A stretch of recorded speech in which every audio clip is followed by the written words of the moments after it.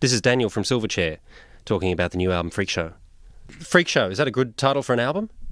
I think so. In terms of how it relates to the rest of the record? Yeah, it relates well to the rest of the record. We think it's just got a good kind of theme. The album name and the cover. It's just a good theme for an album. Good theme for any travelling rock band, really. Feeling like freaks? Yeah. Are you getting used to feeling like freaks? We don't feel like total freaks. We just feel that it's kind of similar to being in the freak show. It's just like people like treat you differently. Like think you're different, but you're not. People think you're a lot different than you are, and that's also like freaks look different from the outside than they are on the inside, really. And it's the same thing with being in a rock band, really. Freak Show is a great album. What do you reckon of it? I like it a lot more than the first album, just because on the first album we wrote a lot of the songs when we were about 13, 14, and we just, by the time we recorded them, we were already sick of a lot of the songs. And with the new album, all the songs were like wrote within 8 months of recording the album or something. So we were really keen when we were recording and stuff, and we weren't sick of the songs. So it was really good. Were a lot of the songs, when you did have to write for the second album, did a lot of them come quickly? Yeah, once we got home, had some time off, we just started like really writing a lot. Like once you write one song, I usually get like on a roll. And then you got to get them all out and try not to forget them. Yeah, usually just go up to a tape recorder and play them quickly. Do you record a lot of your stuff like that? Yeah, quite a lot. Then when I've got all the like ideas that I've got down, I usually bring it to practice. And then usually it just changes a little bit, just tempo and stuff. And then once we've got all the music like down properly, I usually just go home and then write the lyrics. Okay, so the music always comes first? Oh yeah, most of the time. There's a few songs where it doesn't, but the majority of the songs. Some songs off this album were actually written lyrics first, were they? Yeah, because sometimes I just sit up in my bedroom when I'm bored and just write lyrics, and you just got to wait for the right music to come along for them to fit. And I've got heaps of lyrics at home that just don't fit any music yet. So I just got to wait until the song comes up where they fit in. So give us an example from the tracks off this new album. Lyrics first and then music second. Which ones? Well, Learn to Hate, Ben actually wrote all the music for. And when he gave me like the music and said, write lyrics to this, I already had lyrics that I'd written that fitted in perfectly. What are the lyrics about in that track? It's just about like hate and stuff, and how people hate other people for silly reasons. Like racism and prejudice against people for their religion and colour and stuff? It's just anything. Like it could be just, it ranges from like hating someone just because they took your girlfriend or something, or hating people because they have different interests or different beliefs than you. Just about anything like that. Where did the idea for that one come about? Was there any sort of incident in your life that made you write those lyrics?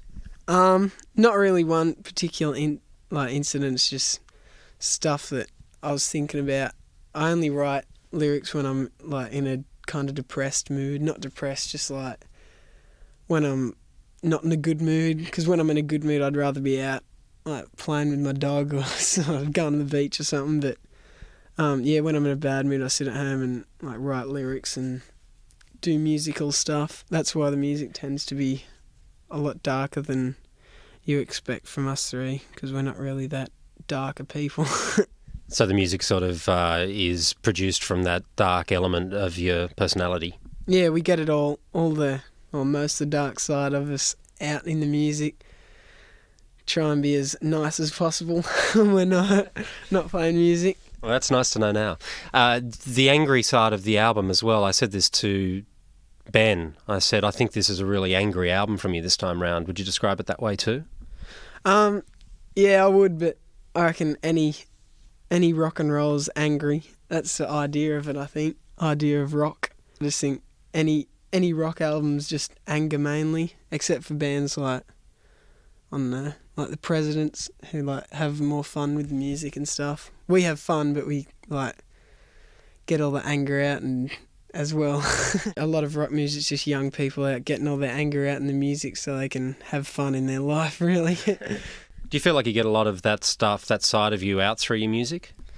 Yeah, that's what a lot of the songs, most of the songs on the album are like about that, like being perceived as being different just because you're in a band, just because you tour around like the country and stuff. People just think you're different, and like they just throw negative comments at you all the time just because they think you're different. They don't really know what you like, and that's what Abuse Me is kind of like.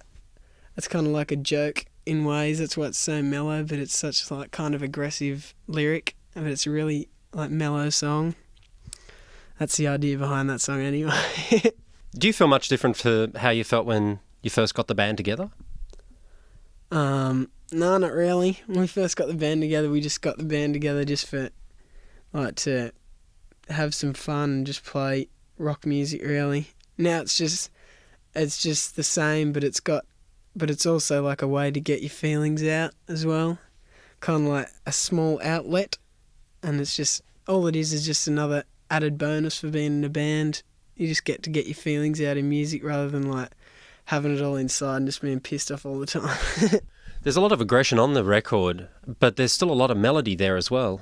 Yeah, we like to, like we're really into bands like Tool and Slint, stuff like that. We really want to be a heavy band but still manage to have a melody there, still have heavy tunes, but they're also songs. They're not just riffs and yelling. Do you reckon this album's going to be in any way too aggressive for the Silverchair fans that got into Frog Stomp?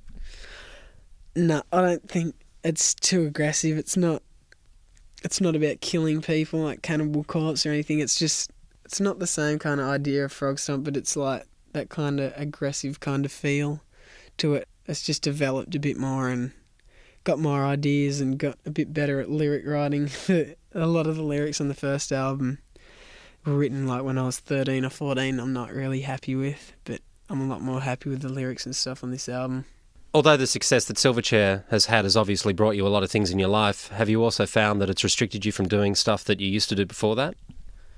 Yeah, it has sometimes, but you can't really complain about it because there's also like a lot of advantages from like playing in a band. I'm not gonna just complain about the fact that we don't get to go out and do other stuff that we used to do, but it's not that bad because there's like bad sides and good sides to every job. That just happens to be one of the bad sides to this job. Have you got over it? In terms of like being able to, I don't know, hang out at the beach or go into town here in Newcastle, have you been able to sort of get over that hurdle? I just don't go into town. I never went into town anyway. I was never really the kind of person that went out a lot. I just don't really go out that much. The only time I really go out is when I'm out walking my dog or go for a drive or something. I was never really into going out anyway. What sort of car do you have? I have a XP 66 Ford. Cool. Yeah, it's a rocking car. It sounds like it. Rock and roll mobile. Yeah. The first thing I wanted to chat to you about, Ben, was your feelings towards Frog Stomp now. How do you regard that album? What do you think of it? Looking back on Frog Stomp now, it's I wish we could play on it again because I think that we played poorly. Or not poorly, I just think we could have played better than what we did. But other than that, I'm looking back on it now, I'm pretty pleased with how we did for the first album. Sure. Well, it went incredibly well, so, I mean, you should be pleased about that. Yeah, we were really happy how it went, and we didn't expect it to go like that. We were just planning on 6,000, I think it was. That's how many we were first going to print. 6,000 copies, and how many did it end up selling? I think it's up around about 3 million now, something like that. That's not too bad then, on 6,000 copies. Yeah, we're pretty happy. So you've learned a lot in the last couple of years? Learned a hell of a lot in the last couple of years. It's like learn a lot about the live scene as well, not just recording and stuff like that, and learn a lot about people, and it's heaps good. Freak Show sounds like there's a lot going on in the lyrics and also in the sound of the band that wasn't there on Frog Stomp. I would describe the album as being having a lot of variety on it. Like it's got a punk song, it's got like a a longer song that's like 6 minutes or something. It's got loud and soft, and it's even got strings and timpani, and what else? There's sitar. Oh, there's heaps of different stuff on it. There's Indian musicians working on one track as well. I thought that if you put the Indian instruments on any other song, that it wouldn't have fitted. But the song that it was on, Petrol and Chlorine, I thought it really fitted with that song. Petrol and Chlorine was actually one of two songs on the album that actually reminded me of Led Zeppelin. Do you reckon so too? Yeah, I thought Petrol and Chlorine and The Door was the other kind of Led Zeppelin-y feeling songs. Yeah, but we were really happy with them. But we weren't really going for the Led Zeppelin sound, but that's just the way they turned out. The Door has a feel to it that's very physical graffiti type Led Zeppelin feel to it. Are you guys fans of Led Zeppelin? Oh yes, I'm a big fan of Led Zeppelin. I've got skillions of posters of theirs, and I've got all their albums, and I love them. They're great. So therefore, the influence of Led Zeppelin mightn't be that strange a thing in Silverchair. Yeah, on the last album, I don't think you could hear the Led Zeppelin influence, but I think on this one you can really hear it. As much as you guys like other bands like Helmet, and you talk about liking them, you can't really hear a lot of other bands within the sound of Silverchair. You can in certain songs, but for the whole album you kind of go, oh, they're taking a bit of that maybe and a bit of that, but there's no overriding influence right throughout the sound of the band. Yeah, that's the reason that we've got all those different kind of sounding songs and different styles through the album, is just because we wanted to get away from being compared to other bands, getting away from that first album thing, getting compared to other bands like you always do with your first album, and just so that people would go, oh, that's Silverchair's album, and if they heard one of the songs they'd go, that's Silverchair. That's what we were going for. To try to confuse them a little bit more so that they couldn't pick that as easily. Yeah, just basically just to get our own sound, just so people could distinguish us from other bands. I reckon you've got it, do you? I think if we're not already there now, we'll be getting it like maybe the next album or the album after that for sure. When I was listening to the album, the one thing I thought, it was a lot tougher than Frog Stomp, but the element of melody was still pretty much there. I think it's just a combination of everything, because me and Chris try to play as tight as possible just to make it sound really ballsy, and then also then you've got the tune and the melody over the top, and that makes it sound melodic. I reckon this is your third album. I said that to the record company when I heard it. I thought you missed your second album and you've gone straight to your third. Yeah, I'm real. The way this album's turned out, I'm like really pleased with how we did. Before we talk about the new album, I actually wanted to find out what's your best subject at school. Recess and lunch. Probably. No, I'm not real best one. Sort of, they're just sort of school's just sort of filling time, I think. Yeah, that's your attitude towards it? Bit of a social life. You know, it's not. We don't think it's that important, but other people do. Do you enjoy it? Yeah, it's good fun. You know, there's nothing really bad about it, unless you get a heap of detentions or something.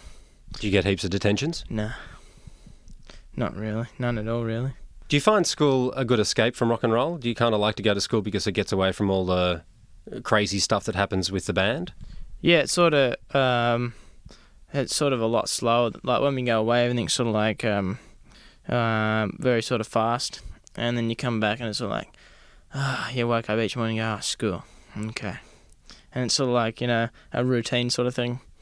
So it's good to get in a routine again, actually. Yeah. Is it hard to fall back into that routine though? It is a bit, because having to get up at 8 o'clock each morning. Like, you get days off and sometimes you just lay in bed till lunchtime when you're away sometimes and stuff like that. And it's a bit different having to get up at 8 every morning and get a uniform on and get your books and do your homework, all that sort of stuff. But it's okay. So you're the lucky one in a way, because you don't have to do it like every day of the year, yeah, whereas all your friends probably do. Yeah. In terms of the first single, Tomorrow, how long ago does that seem to you? Does it seem like about 10 years ago, or does it seem like it was quite recent? Yeah, I think having to play the song over and over again makes it seem ages ago as well. It was about 2 years ago, wasn't it? A lot has happened. It is probably only 2 years, but it seems like even more. Yeah, it seems like about 10, all right, that's for sure. Just having to play, you know, we always joke around with Watto how we always have to play the song, and we just we won't play it this time, and it's like again and again. But sometimes when the crowd's sort of enjoying it and stuff like that, it makes it a lot better. Does that make you change it in terms of how you play it on stage if the crowd really wants to hear it? Yeah, it does. When the crowd sort of is a bit of a lull there or something like that, it sort of turns into this song again, blah blah blah. But when the crowd's really into it, it's like great, let's go. What do you reckon of this new album then, Chris? Heaps better for us, It's sort of like a big step from Frog Stomp. I think we did 3 weeks this time instead of 9 days or something, and it was sort of had the same sort of atmosphere, but we weren't just little idiots running around. We sort of knew what we were doing this time. What else do you sort of bring to the studio to make it seem more of a friendlier and homelier environment to work within? We used to always just have spurts of stupidness, and we used to put each other in quad cases and do them up and hoon them up the hallway and crashing into walls and stuff, and just doing stupid stuff you normally do around home. Did the studio managers mind about that?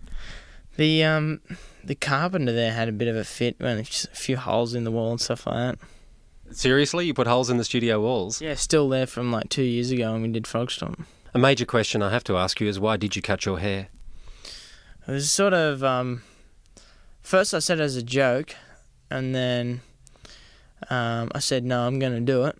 And then I set a date. I said the first day of the Christmas holidays, and I went home and did it. And I just thought, this is so much more better.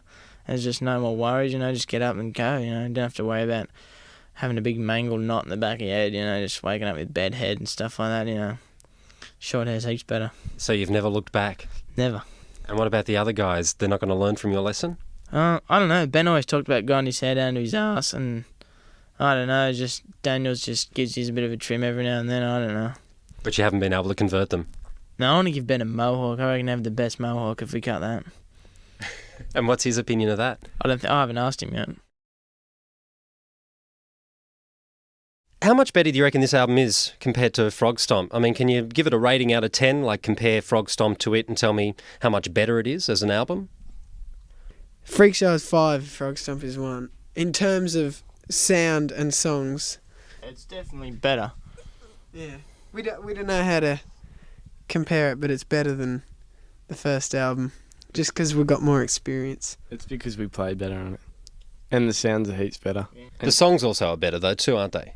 Yeah, I think the songs are way better than the first album. They're more mature. In terms of, okay, that's been 2 years on. In 2 years' time, where do you reckon Silverchair will be? Can you give us some sort of indication now? Country rock, I reckon. Yeah, country and western. Maybe, more toward the hip-hop kind of rave kind of music. Yeah, rave music. Do you reckon rave will still be in by that stage, or are you going to bring it back? We're going to bring it back. Yeah, we're going to be the rave revival band. We're going to bring back rave. Yeah. That'd be heaps good. I think rave's going to be around for a long time. Same here. All that kind of music. Yeah, it's going to be around. It's going to be the new sensation sweeping the nation. Do you like any of it at all? No. But we're going to play it. What have you guys made of America? Do you like being over there and playing? Yeah, it's heaps good fun. Really, when we're playing, it's pretty much fun anywhere. So it's just, I like it. The crowds are more psycho there too. They sort of don't really care if they punch someone in the crowd or something and give them a bloody nose sort of thing. They're even more violent than Australian crowds. Yeah. Americans are just like psychos. They run around in these big circles and just punch people. And there's always a leader. There's big guys with his shirt going rah! In the middle, he's like the king of the castle. Yeah, in Australia, just everyone's kind of an equal psycho.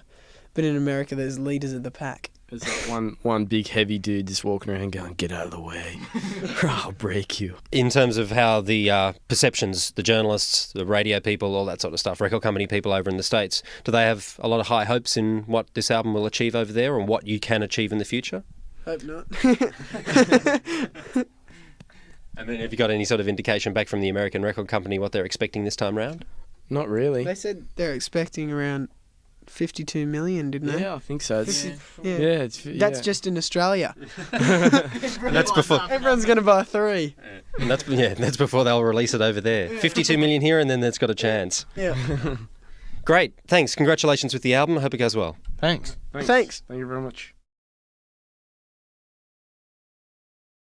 No association. We went in thinking, yeah, this song will be all right. But after when we actually recorded it and listened to it back, we were just like, that's a joke. We can't believe how that's turned out. I think it's one of the heaviest songs on the album. And that's what I like about it. I think Freak's going to be the first single off the album. I don't know, just to lead people into the album. We don't want to release something mellow first because we want to get like the idea across that we've developed and got a bit heavier. The music's got a bit harder edged. When I wrote it, like, I didn't think that it was catchy, and we just thought it was like a song just to play live, and it was a good song for the album, but none of us ever considered it to be a single. Yeah, it's influenced a lot by Zeppelin and anything from that era, really. Before the album, when I actually wrote it and showed Ben and Chris liked it, and they were like, they wanted to like continue working on it and write a bit more, and I didn't really like the song, and they were like, oh come on, we'll just use it. And so I said, yeah, all right, just to see how it'd turn out, and it ended up changing a little bit, but now I'm really happy with it. And it was actually called the Poxy song for a while. That's what we named it, just because we didn't really like it that much. Oh, well, I didn't. So and then we just called it The Door because that was the main lyric, I guess.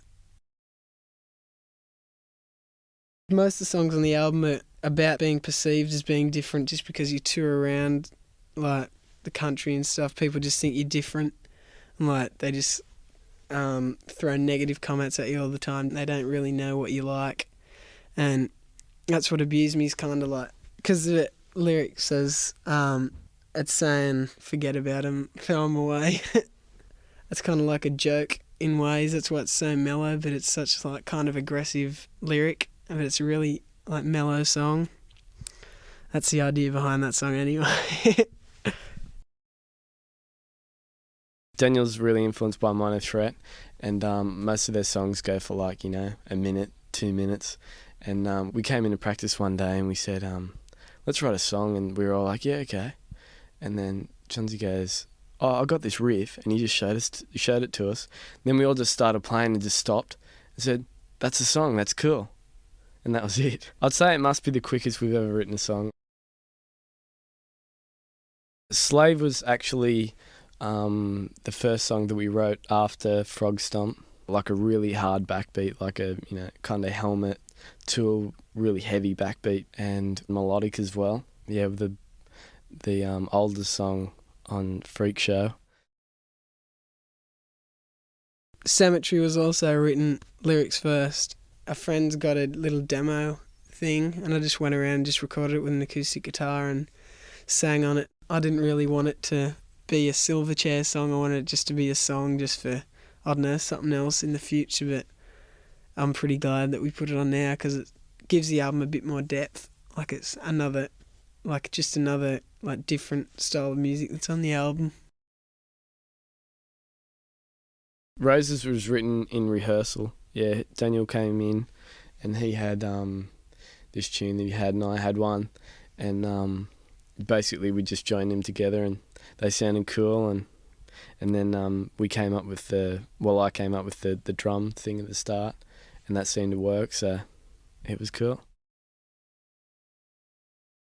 That's about drug addiction or any kind of habit or addiction like holding you back from doing what you want to do, really. It's just about not getting what you want to do and complaining about not getting what you want, but it's just because you're not trying to get what you want because you're always f***ed up doing drugs or alcohol or something. It's just saying, like, it's really stupid. Well, Learn to Hate, Ben actually wrote all the music for, and when he gave me like the music and said, write lyrics to this, I already had lyrics that I'd written that fitted in perfectly, so it was that's one of the ones that I already had lyrics for.